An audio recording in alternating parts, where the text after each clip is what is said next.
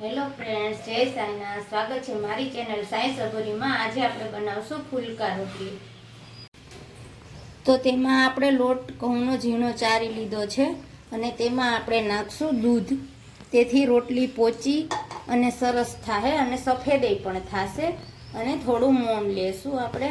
અને હવે પાણી નાખીને ધીમે ધીમે લોટ બાંધી લેશું આપણે થોડો થોડો મસ્ત। તો ફ્રેન્ડ્સ, આપણે લોટ બાંધી લીધો છે। હવે આપણે એમાં થોડું પાછું ઉપરથી તેલ નાખી અને થોડો કૂણવી લેશું।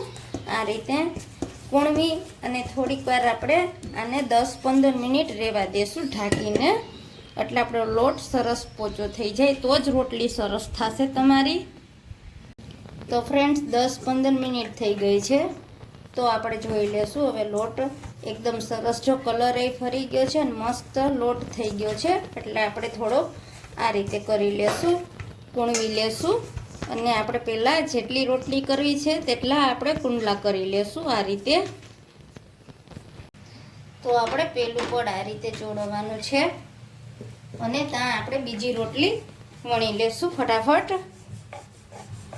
અને જેથી તમે રોટલી બનાવો છો તો પોચી નથી થતી અને અમુક વખતે ફૂલાતી નથી।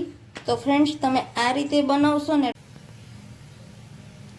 તો ફ્રેન્ડ્સ આપણી રોટલી જો મસ્ત ફૂલેલી અને મસ્ત ફૂલાઈ છે।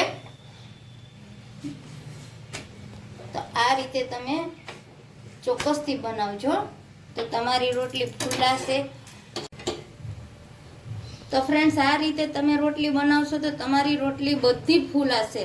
તો ફ્રેન્ડ્સ, મારો વિડીયો ગમે તો લાઈક કરજો, શેર કરજો, સબસ્ક્રાઈબ કરજો।